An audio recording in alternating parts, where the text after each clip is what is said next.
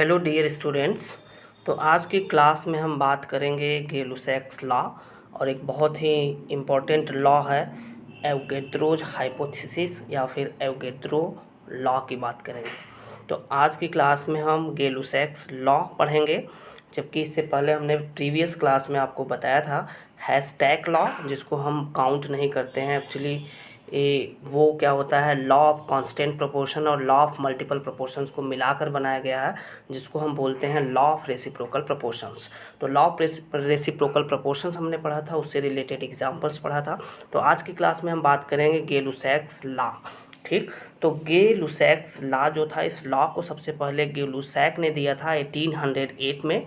अगर हमें गै-लुसैक्स लॉ को समझना है तो इसका डेफिनेशन हम क्या लिखेंगे, when gases react they do so in volume which bears a simple whole number ratio to one another and to the volume of the products formed if gases। तो देखो बच्चों, गै-लुसैक्स लॉ में ये बताया जा रहा है कि अगर गैसेज एक दूसरे से रिएक्ट करती हैं, जब गैसेज एक दूसरे के साथ रिएक्ट करती हैं, अब गैसियस रिएक्टेंट हो सकता है या फिर गैसियस प्रोडक्ट हो सकता है। तो जब गैसियस रिएक्टेंट या एक या एक से ज़्यादा अगर रिएक्टेंट है और वो गैसियस फॉर्म में है, तो वो सारे गैसियस फॉर्म में जो रिएक्टेंट हैं अगर वो एक दूसरे से रिएक्ट करते हैं, ठीक है, तो they do so in volume. मान लो पर्टिकुलर उनका कोई वॉल्यूम है गैस का वॉल्यूम कुछ भी हो सकता है, 20 ml या 100 ml 50 ml, कोई भी ml हम ले, जिस कंटेनर में हम रखेंगे, अगर कंटेनर 100 ml का है तो उसमें गैस का वॉल्यूम कितना होगा, 100 होगा। मतलब गैसेज जो होते हैं वो पूरे वॉल्यूम को क्या करते हैं, ऑक्युपाई कर लेते हैं। अगर 50 ml का कोई वेसल है, कंटेनर है, तो उसमें गैस का वॉल्यूम हम कितना लेंगे, 50 ml लेंगे। ठीक है बच्चों, तो इस तरीके से किसी भी वॉल्यूम के गैसेस जब एक साथ रिएक्ट करते हैं और उनमें जो प्रोडक्ट है, जो प्रोडक्ट फॉर्म होगा, अगर वो प्रोडक्ट गैसियस नेचर का है, तो वो सभी क्या करते हैं, which bears a simple whole number ratio to one another. सभी रिएक्टेंट और प्रोडक्ट्स उनके क्या होते हैं, गैसियस वॉल्यूम्स जो होते हैं वो क्या करते हैं, एक simple whole number ratio bear करते हैं। जैसा कि आप स्क्रीन पे देख रहे हो बच्चों, एक एग्जांपल आपके सामने है। जैसे H2 गैस, हाइड्रोजन गैस जो है वो रिएक्ट कर रहा है, ठीक है, किसके साथ, गैसियस क्लोरीन के साथ। ठीक है, तो when gaseous hydrogen and gaseous chlorine react together to form gaseous hydrogen chloride according to the following reaction given here. ठीक है, तो बच्चों देखो इसमें एक्चुअली है क्या कि यहाँ पे H2 अगर आप देखो ध्यान से, तो H2 क्या है, गैसियस फॉर्म में है। यहाँ पे Cl2 भी क्या है, गैसियस फॉर्म में है। और यहाँ पे देखो जो प्रोडक्ट बन रहा है ये भी क्या है, गैसियस फॉर्म में है। अब आप अगर ध्यान से देखो इसको, इस एग्जाम्पल में, तो हाइड्रोजन का कितना वॉल्यूम है, मान लिया हमने यहाँ पे 1 मोल है ये हाइड्रोजन और 1 mole Cl2। 1 mole of H2 react with 1 mole of Cl2 to form 2 mole of HCl। यहाँ पे HCl कितना बन रहा है, 2 मोल बन रहा है। ठीक है, तो अब यहाँ पे हम इसको या तो दूसरे फॉर्म में हम ये बोल सकते हैं कि 1 वॉल्यूम ऑफ हाइड्रोजन गैस, हम क्या बोल सकते हैं, 1 volume of hydrogen gas react with 1 volume of Cl2 gas and to form 2 volume of hydrogen chloride gas. ठीक है, तो 1 वॉल्यूम हाइड्रोजन गैस जब 1 वॉल्यूम ऑफ क्लोरीन गैस से रिएक्ट करेगा तो क्या बनाएगा, 2 वॉल्यूम ऑफ हाइड्रोजन क्लोराइड बनाएगा। ठीक है, तो ये एक्सपेरिमेंटली अगर देखा जाए तो in this reaction 1 volume of hydrogen always reacts with 1 volume of chlorine to form 2 volume of gaseous hydrogen chloride. अब इसमें देखो रिएक्टेंट और प्रोडक्ट्स दोनों क्या हैं, गैसियस नेचर के हैं।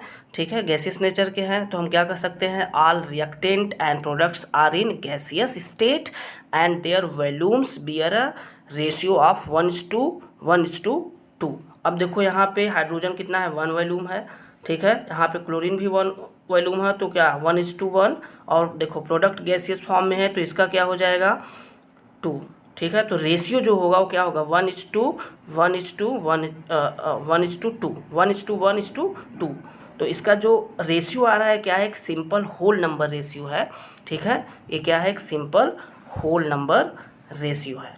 ठीक है, अब देखो बच्चों, इसी से रिलेटेड एक दूसरा एग्जाम्पल अगर हम देखें, जैसे दूसरा एग्जाम्पल आपकी स्क्रीन पे है। अब यहाँ पे दूसरे एग्जाम्पल में अगर देखा जाए तो दूसरा एग्जाम्पल आपका है नाइट्रोजन गैस। जब नाइट्रोजन गैस हाइड्रोजन के साथ रिएक्ट करता है तो ये क्या फॉर्म करता है, अमोनिया गैस फॉर्म करता है। तो नाइट्रोजन गैस जब हाइड्रोजन से कंबाइंड होता है तो अमोनिया गैस फॉर्म होता है। यहाँ पर अगर देखो बच्चों तो नाइट्रोजन कितना है, 1 मोल है, हाइड्रोजन कितना है, 3 मोल है, और प्रोडक्ट जो बन रहा है अमोनिया वो कितना बन रहा है, 2 मोल बन रहा है। तो यहाँ पे अगर देखा जाए तो हम इसको बोल क्या सकते हैं कि 1 volume of nitrogen react with 3 volume of hydrogen to form 2 volume of ammonia. अब यहाँ पे और हम क्या कह सकते हैं, इसका जो सिंपल होल नंबर रेशियो होगा, सिंपल होल नंबर रेशियो इसका क्या हो जाएगा बच्चों, 1:3:2 होगा। ठीक है, 1 mole of nitrogen and 3 mole of hydrogen and 2 mole of ammonia gas is formed in this chemical reaction. या तो फिर आप ये बोल सकते हो कि जैसे ये जो एग्ज़ाम्पल है, इस एग्ज़ाम्पल में अगर हम देखें, मान लो हमने नाइट्रोजन हमने ले लिया 20 ml। कितना ले लिया, 20 ml। मतलब नाइट्रोजन जिस कंटेनर में रखा गया है वो कंटेनर मान लो 20 ml का है, तो नाइट्रोजन गैस का जो वॉल्यूम होगा वो कितना हो जाएगा, 20 ml। अब अगर 20 ml नाइट्रोजन गैस है तो यहाँ पे हाइड्रोजन गैस कितना हो जाएगा, 21 मोल नाइट्रोजन गैस के लिए वॉल्यूम 20 ml, तो 3 मोल ऑफ हाइड्रोजन के लिए कितना हो जाएगा, 60 ml हो जाएगा। अब यहाँ पे देखो 2 मोल ऑफ अमोनिया बन रहा है, तो अब अमोनिया का वॉल्यूम कितना हो जाएगा, 40 ml हो जाएगा। 1 वॉल्यूम इक्वल टू 20 ml, तो 3 वॉल्यूम इक्वल टू 60 ml, और 2 वॉल्यूम इक्वल टू क्या हो जाएगा, 40 ml हो जाएगा। उसी तरीके से अगर हम बात करें H2 और Cl2 में, तो 1 मोल ऑफ H2, जैसे आपने अभी रिएक्शन देखा H2 plus Cl2 is converted into 2HCl, तो यहाँ पे आपने क्या देखा, 1 मोल H2 है और 1 मोल Cl2 है। मान लो हाइड्रोजन कितना है, 20 ml है, कितना है, 20 ml, तो Cl2 भी कितना होगा, 20 ml होगा। मतलब 20 ml of H2 react with 20 ml of Cl2 gas and to form 40 ml of hydrogen chloride gas. ठीक है बच्चों, अब इसमें देखा जाए तो जो होल नंबर रेशियो है रिएक्टेंट्स और प्रोडक्ट्स, मतलब ये जो लॉ है, देख लो बच्चों, ये लॉ एक्चुअली उन्हीं केवल गैसेस में ही वैलिड होता है। This law is only valid on gases, मतलब ऐसे रिएक्शंस जिन रिएक्शंस में रिएक्टेंट गैसियस फॉर्म में हो और प्रोडक्ट भी क्या हो, गैसियस फॉर्म में हो। ठीक है, तो ये लॉ उन्हीं रिएक्शंस पे वैलिड होगा। ठीक है, अगर रिएक्टेंट मान लो गैसियस फॉर्म में है और प्रोडक्ट अगर सॉलिड फॉर्म में या लिक्विड फॉर्म में बन रहा है, तब उन रिएक्शंस पे ये गे-लुसैक्स लॉ अप्लाई नहीं होगा। इस चीज़ को ध्यान से याद कर लो बेटा। ये लॉ जो होता है ये केवल गैसेस पे ही वैलिड है। ठीक है, मतलब ऐसे रिएक्शंस जिनमें रिएक्टेंट और प्रोडक्ट्स दोनों क्या होते हैं, गैसियस फॉर्म में होते हैं। ठीक है बच्चों, तो ये एक दूसरा एग्जाम्पल है जो आप देख रहे हो, दूसरा एग्जाम्पल। ठीक है, अब हम नेक्स्ट बात करते हैं गे-लुसैक्स लॉ से रिलेटेड किस तरह के क्वेश्चंस पूछे जाते हैं। ठीक है, तो इसकी हम बात करते हैं। नेक्स्ट देखिए क्वेश्चन नंबर 1। क्वेश्चन नंबर 1 जो है वो आपके स्क्रीन पे है। तो बच्चों अगर ये क्वेश्चन देखिए, क्वेश्चन नंबर 1 है, when 100 ml of methane Burns it produces carbon dioxide and water. ठीक है, देखो बच्चों आपने कंबस्टन रिएक्शन 10th में पढ़ा होगा कि ये रिएक्शन भी आपने पढ़ा था। मेथेन को जब कंबस्ट किया जाता है in the presence of oxygen तो क्या बनता है, कार्बन डाइऑक्साइड बनता है, साथ में वाटर बनता है। ठीक है, और साथ में हीट एनर्जी भी प्रोड्यूस होती है। ठीक है, तो इसमें फाइंड आउट हमें क्या करना है, find volume of oxygen required and CO2 produced. मतलब इस रिएक्शन में हमें ये बताना है कि रिएक्टेंट में ऑक्सीजन कितना रिक्वायर्ड होगा, ठीक है, और कार्बन डाइऑक्साइड कितना प्रोड्यूस्ड होगा। तो देखो बच्चों, इस क्वेश्चन को सॉल्व करने के लिए सबसे पहले हमें क्या करना होगा, इस रिएक्शन को बैलेंस्ड, इस रिएक्शन का, इस क्वेश्चन से रिलेटेड हमें एक बैलेंस्ड इक्वेशन लिखना होगा। तो इसको अगर हम सॉल्यूशन में देखें तो सबसे पहले आप मेथेन का रिएक्शन CH4 जब किसके साथ, ऑक्सीजन के साथ रिएक्शन करता है तो क्या फॉर्म करता है, CO2 गैस फॉर्म करता है, साथ में H2O बनाता है, और हमने क्या बताया, हीट एनर्जी, कुछ amount of heat energy, delta से इसको रिप्रेजेंट करते हैं, हीट एनर्जी भी क्या होती है, प्रोड्यूस होती है। अब देखो बच्चों, यहाँ पे जो मीथेन है ये गैसियस फॉर्म में है, ऑक्सीजन भी गैसियस फॉर्म में है, CO2 भी क्या है, गैसियस फॉर्म में है, लेकिन यहाँ पे जो वाटर है ये वाटर किस फॉर्म में है, लिक्विड फॉर्म में है, ठीक है। तो वाटर पे ये लॉ अप्लीकेबल नहीं होगा। अब इस इक्वेशन को अगर हमें बैलेंस करना हो तो इक्वेशन को अगर बैलेंस करेंगे तो यहाँ पे कार्बन 1 है, इधर भी कार्बन 1 है, हाइड्रोजन इधर 4 है रिएक्टेंट साइड, इधर रिएक्टेंट साइड कितना हाइड्रोजन है, 2 है। तो हम इसको बैलेंस करेंगे तो 2 से मल्टीप्लाई करेंगे तो 2H2O। अब यहाँ पे हाइड्रोजन बैलेंस हो गया। अब देखो ऑक्सीजन बैलेंस करेंगे तो यहाँ पे 2H2O में ऑक्सीजन 2 है और कार्बन डाइऑक्साइड में ऑक्सीजन 2 है, 2 + 2 4।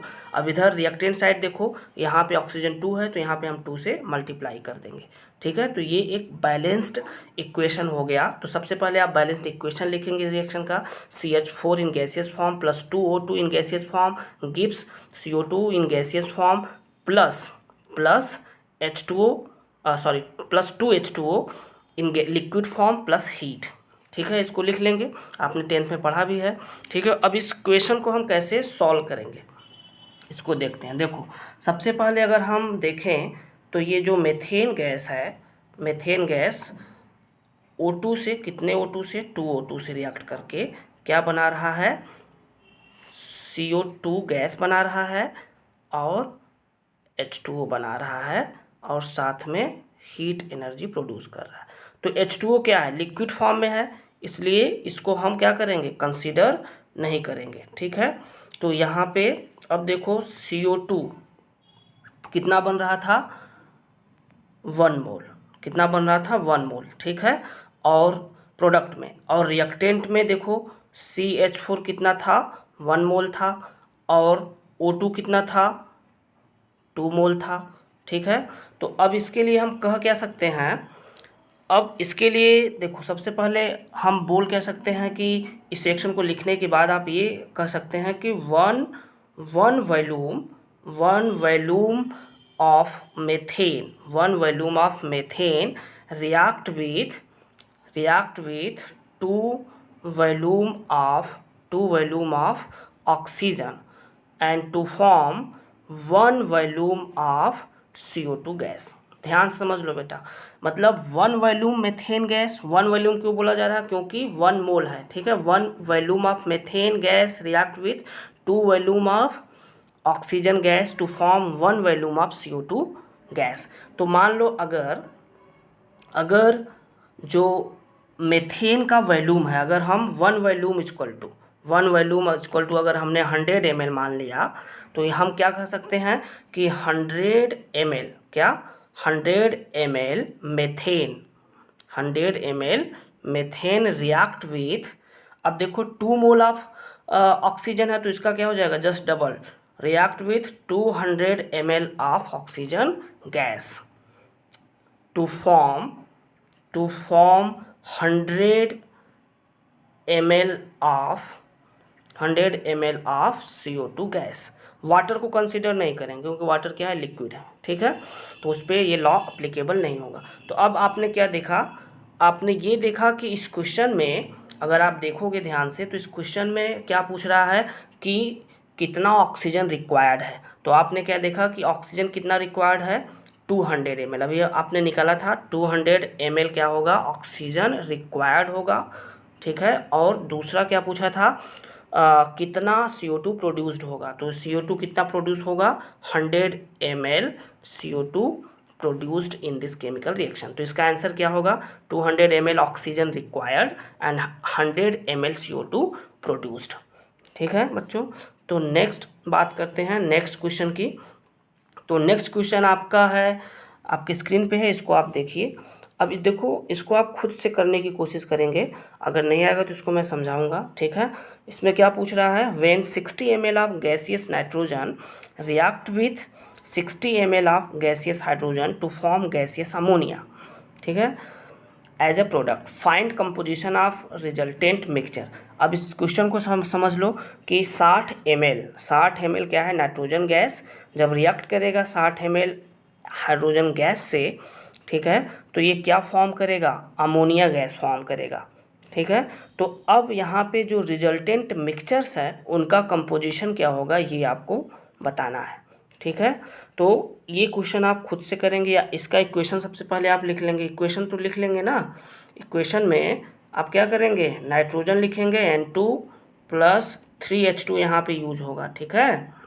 और कितना अमोनिया बनेगा इसमें, 2 मोल ऑफ अमोनिया फॉर्म होगा, ठीक है। और यहाँ पे नाइट्रोजन गैसियस फॉर्म में होगा, ये भी गैसियस फॉर्म में होगा, और अमोनिया भी गैसियस फॉर्म में होगा। तो इस इक्वेशन पे क्या होगा, लॉ वैलिड होगा। तो आप क्या कह सकते हो, 1 volume of nitrogen react with 1 volume of nitrogen react with 3 volume of hydrogen to form 2 volume of ammonia gas. तो अब यहाँ देख लो क्वेश्चन में कितना है, नाइट्रोजन 60 ml है, ठीक है, 60 ml नाइट्रोजन है।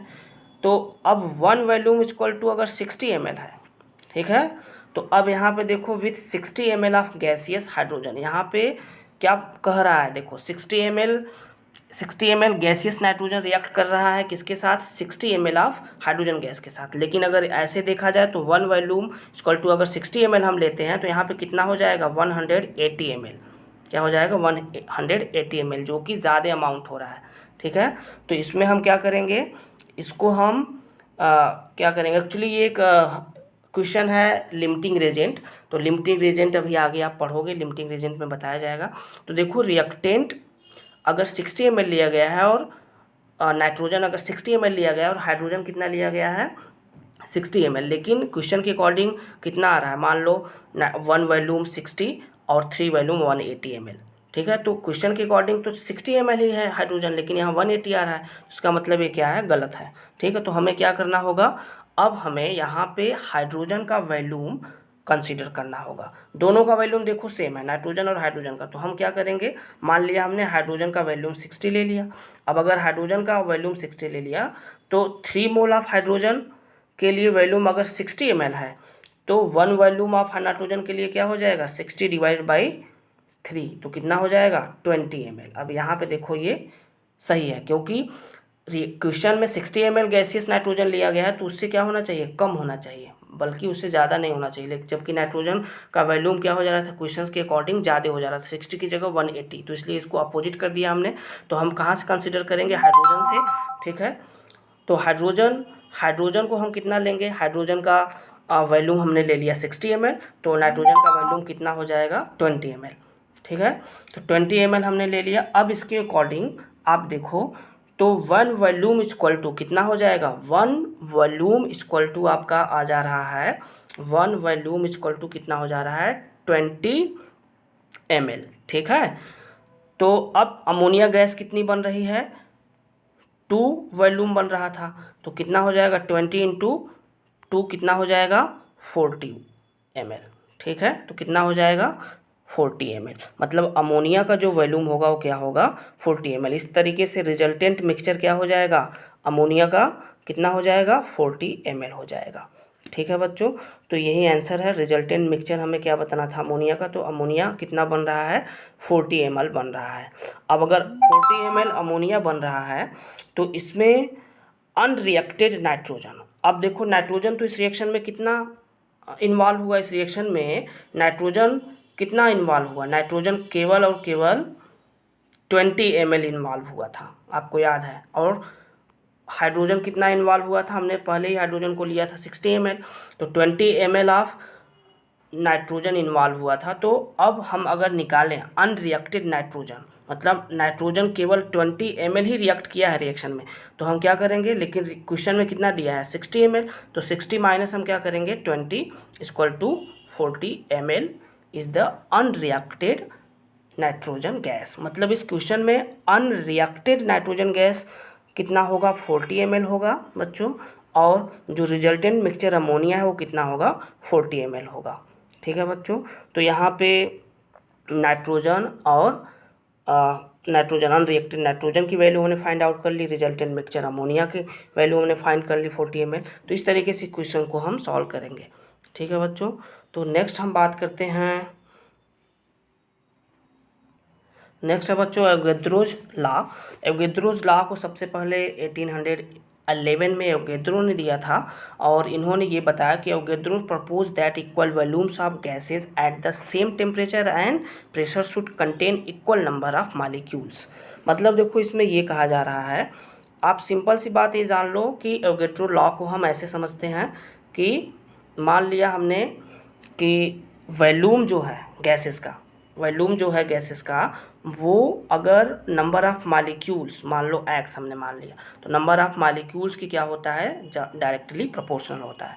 मतलब जो वॉल्यूम ऑफ गैस होगी, ठीक है, जो वॉल्यूम ऑफ गैस होगी, जो वॉल्यूम ऑफ गैस होगी वो डायरेक्टली प्रोपोर्शनल होगी किसके, नंबर ऑफ़ मॉलिक्यूल्स के। ठीक है, मतलब गैस का वॉल्यूम जैसे डबल होगा तो नंबर ऑफ़ मॉलिक्यूल्स भी क्या हो जाएगा, डबल हो जाएगा। ठीक है, जैसे आप देख लो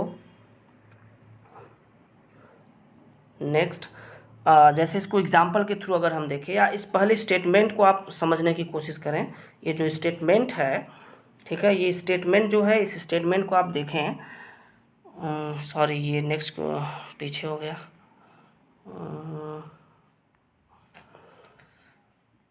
तो ये जो लॉ है इसको एवोगैड्रो ने 1811 में दिया था, और इसको ये जो इनका डेफिनेशन है या स्टेटमेंट है ये आपका दिया हुआ है।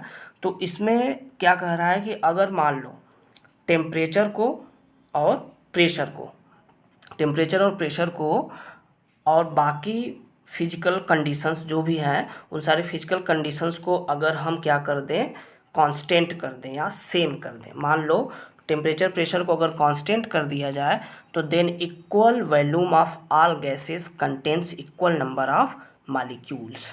तो उस कंडीशन में जो वॉल्यूम होगा गैसेस का वो क्या होगा, इक्वल होगा, equal number of molecules is equal molecules होंगे। मतलब नंबर ऑफ वॉल्यूम जो होगा, जो वॉल्यूम ऑफ गैसेस होगी वो क्या हो जाएगी, इक्वल हो जाएगी मॉलिक्यूल्स की।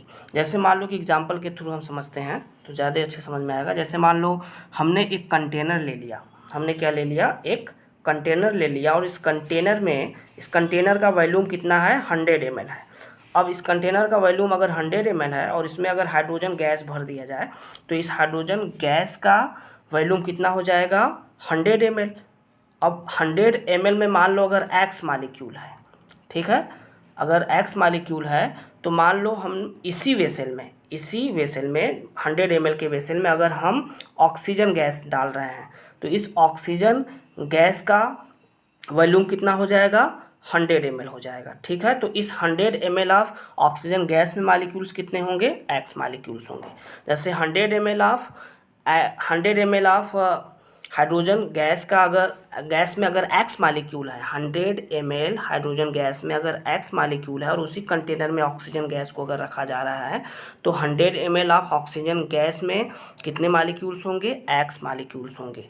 या फिर मान लो उसी कंटेनर में, इसी कंटेनर में अगर हमने मान लो अमोनिया गैस डाल दिया, NH3 गैस, और ये कंटेनर कितना 100 वॉल्यूम का है, तो 100 ml अमोनिया गैस में नंबर ऑफ मॉलिक्यूल्स कितने होंगे, x ही होंगे। ठीक है, मतलब जो वॉल्यूम होगा, ठीक है, वो नंबर ऑफ मॉलिक्यूल्स के क्या होता है, इक्वल होता है। ठीक है, तो अब या दूसरे एग्जांपल के थ्रू अगर हम देखें, जैसे मान लो 100 ml मेथेन गैस है, 100 ml CH4 गैस है, और इस 100 ml मेथेन गैस में अगर Y मालिक्यूल्स है, कितना है, Y मालिक्यूल्स है, तो इसी तरीके से आप क्या कह सकते हो कि 100 ml CO2 गैस में भी कितना मालिक्यूल होगा, Y मालिक्यूल्स होगा। ठीक है, लेकिन अगर यहाँ पे दे दिया गया कि 50 ml आप CO2 गैस में कितने मालिक्यूल्स होंगे, तो यहाँ पे 100 था, अब 50 कह रहा है, तो क्या हो जाएगा, Y/2 मालिक्यूल्स हो जाएगा। ठीक है, या तो फिर हम ये कह सकते हैं, जैसे मान लो अगर 100 100 ml नाइट्रोजन गैस है, ठीक है, और इसमें कितने मालिक्यूल्स हैं, वाई मालिक्यूल्स हैं, ठीक है। तो अगर इसमें पूछा जा रहा है कि 200 ml ऑफ नाइट्रोजन गैस में कितने मालिक्यूल्स होंगे, तो आप क्या बताएंगे, 2 इंटू वाई, ठीक है। कितना हो जाएगा, 2 इंटू वाई। मान लो जैसे 100 ml ऑफ नाइट्रोजन गैस में 50 मालिक्यूल है, ठीक है, तो 200 ml ऑफ नाइट्रोजन गैस में क्या हो जाएगा, 2 इंटू 50 हो जाएगा, मतलब कितना हो जाएगा, 100 मालिक्यूल्स हो जाएगा, ठीक है बच्चों। तो क्या आप देख रहे हो, जैसे ही वॉल्यूम डबल हुआ, नंबर ऑफ मालिक्यूल्स भी आपने क्या देखा, डबल हो गया। जैसे 100 ml था तो इसमें मालिक्यूल कितना था, मान लिया हमने 50 था, लेकिन जब डबल कर दिया हमने 200 ml कर दिया तो मालिक्यूल कितना हो गया, 100 ml हो गया। तो इस लॉ में यही खास तौर पे बताया गया है कि जो वॉल्यूम है गैसेस की, जो वॉल्यूम है गैसेस का, वो डायरेक्टली प्रोपोर्शनल किसके होता है, नंबर ऑफ मालिक्यूल्स के। अगर गैसेस का वॉल्यूम बढ़ेगा तो नंबर ऑफ मालिक्यूल्स भी क्या होगा, बढ़ेगा, ठीक है, डायरेक्टली प्रोपोर्शनल होता है, ठीक है बच्चों। तो थैंक यू सो मच। ये लॉ आपको समझ में आया होगा, एक बार आप फिर से देख लेंगे, बुक्स देख लेंगे, ठीक है, या तो इस वीडियो को एक बार फिर से आप देख लेंगे, ठीक है, तो ज़्यादा क्लियर हो जाएगा। नेक्स्ट क्लास में हम बात